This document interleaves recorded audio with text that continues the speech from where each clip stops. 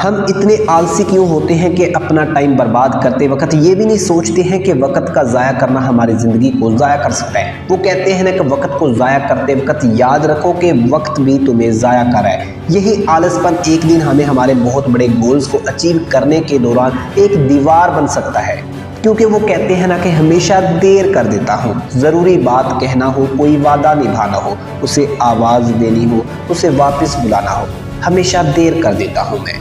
वैसे तो ये सिंपली आपको कुछ अशार नज़र आ रहे होंगे, लेकिन इन अशार में शायद खूबसूरती से अपने आलसपन को नोटिफाई कर रहा है और बता रहा है कि कैसे वो हर काम को टालता है, डिले कर देता है। साइकोलॉजी की ज़ुबान में इसे प्रोक्रेस्टिनेशन कहते हैं। सबसे पहले देख लेते हैं कि प्रोक्रेस्टिनेशन की डेफिनेशन क्या है। Trouble pursuing yourself to do the things you should do और वुड लाइक टू डू। मतलब कि अपने आप को वो काम करने के लिए कायल करने में दुश्वारी, जो काम आप करना चाहते हैं या फिर करना पसंद करते हैं। दोस्तों, एक तरह से देखा जाए तो प्रोक्रेस्टिनेशन आपको अपना गुलाम बना लेती है, जो आपके ऊपर आपकी मर्जी चलने नहीं देती है। मतलब कि आपको पूरी तरह जकड़ कर रख लेती है। और हाँ दोस्तों, प्रोक्रेस्टिनेशन के पीछे का साइंस समझने से पहले जोसेफ फरारी की एक रिसर्च आप लोगों के सामने रखना चाहूँगा। वो कहते हैं कि करीबन 20% अमेरिकी नौजवान परमानेंट प्रोक्रेस्टिनेशन का शिकार हैं।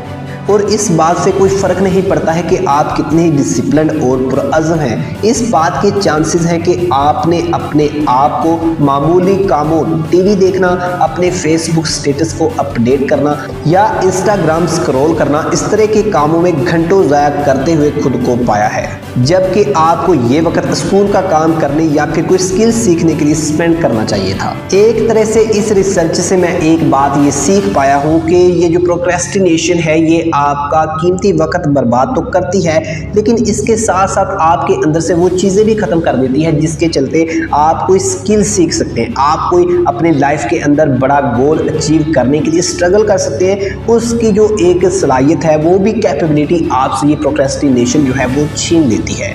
एक बात जो कि प्रोक्रेस्टिनेशन को लेकर के समझना ज़रूरी है कि हम हमेशा क्रिएटिव कामों को लेकर ही प्रोक्रेस्टिनेट क्यों करते रहते हैं। फेसबुक, इंस्टा और ट्विटर पर एंटरटेनमेंट की एक्टिविटीज़ को लेकर के कभी भी प्रोक्रेस्टिनेट नहीं करते हैं। इसकी वजह यह है कि सोशल मीडिया वेबसाइट्स के एल्गोरिदम को देखा जाए तो इनको डिज़ाइन ही कुछ इस तरीके से किया जाता है कि इन पर आप घंटों स्टे करें, फिर भी आप खुद को थका हुआ महसूस ना करें। आपकी एनर्जी और डिवोशन इनकी वेबसाइट्स पर ही वेस्ट हो जाए और प्रोडक्टिव काम के लिए आप अपने आप को तैयार ना कर पाए, आपका क्रिएटिव और प्रोडक्टिव काम आपके लिए एकदम मुश्किल होता चला जाए। दोस्तों, स्कूलों कॉलेज में आपको डेडलाइन दी जाती है किसी भी काम को करने के लिए, और आप डेडलाइन तक उस काम को प्रोक्रेस्टिनेट करते रहते हैं, यहाँ तक कि उस काम को करने के लिए आपके पास सिर्फ 5 घंटे बाकी बच जाते हैं और आप उस वक्त उस काम को एक बर्डन के तौर पर करने लगते हैं और काफ़ी बोरिंग मोड में कर पाते हैं। अगर आप इस सिचुएशन को जा पहुंचते हैं तो शायद इस काम को लेकर के आपकी मोटिवेशन जो है वो नहीं बन पाती है और आपका दिल इस काम से एकदम दूर होता चला जाता है। एक बात याद रहे कि प्रोक्रेस्टिनेशन स्कूल और कॉलेज के काम को लेकर के हो या फिर अपनी ज़िंदगी के हवाले से हमेशा आपके लिए कुछ रिग्रेट्स छोड़ जाती है। जैसा कि आपने बहुत से अंकल आंटियों को ये कहते सुना होगा कि हमारे भी बहुत बड़े ख्वाब थे, हमारी भी ख्वाहिशात बड़ी थीं, लेकिन क्या करें, हालात ऐसे ना थे कि हम उन ड्रीम्स को पूरा कर पाते। लेकिन अंदर ही अंदर वो इस बात को भी जानते हैं कि ये नताइज उनकी प्रोक्रेस्टिनेशन का नतीजा है जो कि उन्होंने हमेशा से करी थी। और हाँ दोस्तों, ज़िंदगी के दूसरे फील्ड्स में अगर आप प्रोक्रेस्टिनेट करते रहते हैं तो ये चीज़ भी आपकी लाइफ में बेशुमार रिग्रेट्स ला सकती है, जिनके साथ आपकी बाकी की ज़िंदगी दुश्वार हो सकती है। जैसा कि टाइम पे अपना कोई ड्रीम पूरा ना कर पाना, ख्वाहिशात को पूरा ना कर पाना, अपने पेरेंट्स के साथ किए गए कुछ प्रॉमिसेस को पूरा ना कर पाना आपके लिए एक पछतावा बन जाता है।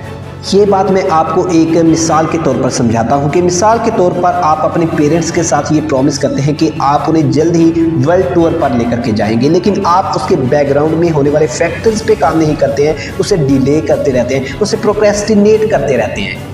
और फिर एक टाइम आता है कि आपके पेरेंट्स जो है वो गुजर जाते हैं। इसके बाद आपकी सारी ज़िंदगी जो है आपको ये रिग्रेट रहेगा कि आप अपने पेरेंट्स के साथ किया हुआ ये जो प्रॉमिस है आप इसे पूरा नहीं कर पाए हैं। प्रोक्रेस्टिनेशन करने के पीछे जो एक कॉज मिलता है वो ये भी है कि हम अपने रिजल्ट्स को लेकर के कितने सीरियस हैं। अगर हम अपने नताइज को लेकर के ज़्यादा सीरियस होते हैं तो चांसेस हैं कि हम प्रोक्रेस्टिनेट नहीं करेंगे और हम अपने नताइज को पाने के लिए एफर्ट्स करेंगे और उन फैक्टर्स पे काम करेंगे जो कि हमें हमारे रिजल्ट्स जल्दी दिला सकते हैं। क्रिएटिव और प्रोडक्टिव कामों में ही प्रोक्रेस्टिनेशन हमें इसलिए देखने को मिलती है क्योंकि हमें हर एक क्रिएटिव और प्रोडक्टिव काम एक बोरिंग, बर्डन और थका देने वाला लगता है, जिसके चलते हमारा इंटरेस्ट उस काम में नहीं बन पाता है। दूसरी तरफ इंटरटेनमेंट की एक्टिविटीज़ को लेकर के हम प्रोक्रेस्टिनेट नहीं करते हैं क्योंकि ये एक्टिविटीज़ हमें लगता है कि हमें रिलैक्स करने के लिए बनाई गई है, हमारा माइंड फ्रेश करने के लिए इनको डिज़ाइन किया गया है, लेकिन ऐसा बिल्कुल भी नहीं है। दोस्तों, क्या आपको पता है कि सोशल मीडिया की वेबसाइट्स में कई कैटेगरीज इसलिए रखी जाती हैं जो कि इंसानी नफ्सियात के साथ खेलने और अपना आदी बनाने का काम करती हैं। जब एक बार आप सोशल मीडिया पर जाने के लिए क्लिक करते हैं, स्क्रॉल करते हैं फेसबुक, इंस्टा, ट्विटर, तो आप वापस आने तक 2 से 3 घंटे आप बर्बाद कर चुके होते हैं।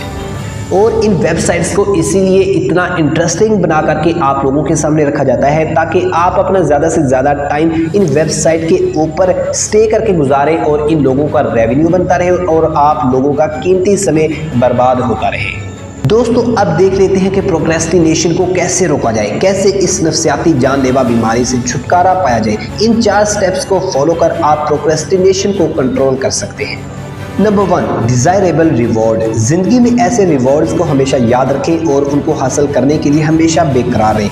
ये चीज़ आपको प्रोक्रेस्टिनेशन करने से रोकेगी। Number 2, expectation to win. हमेशा जीतने के लिए पुरुम्मीद रहें। अपने आप को जीत के लिए और अपने लाइफ के गोल्स को अचीव करने के लिए तैयार रखें। ये चीज़ आपको प्रोक्रेस्टिनेशन करने से हमेशा रोकेगी। नंबर 3, ये वाला स्टेप काफ़ी ज़्यादा यूनिक है जो कि आपको प्रोक्रेस्टिनेशन कभी भी नहीं करने देगा। Reward more than present status. इस बात को हमेशा अपने जहन में रखें कि आपके जो रिवॉर्ड्स हैं वो आपको आपके प्रेजेंट स्टेटस से बढ़कर देंगे।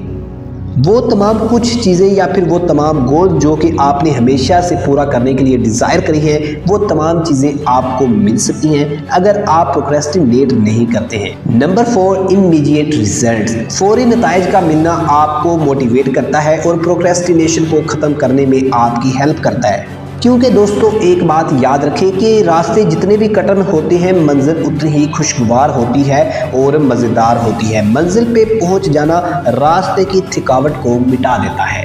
दोस्तों, कैसी लगी आपको हमारी आज की ये प्रोक्रेस्टिनेशन के हवाले से छोटी सी काविश। उम्मीद है कि आपको पसंद आई होगी और आपको आज की इस वीडियो के ज़रिए एक नई चीज़ सीखने को मिली होगी। अगर आपको ये वीडियो अच्छी लगे तो इसे लाइक करें, शेयर करें और हमारे चैनल को सब्सक्राइब करें।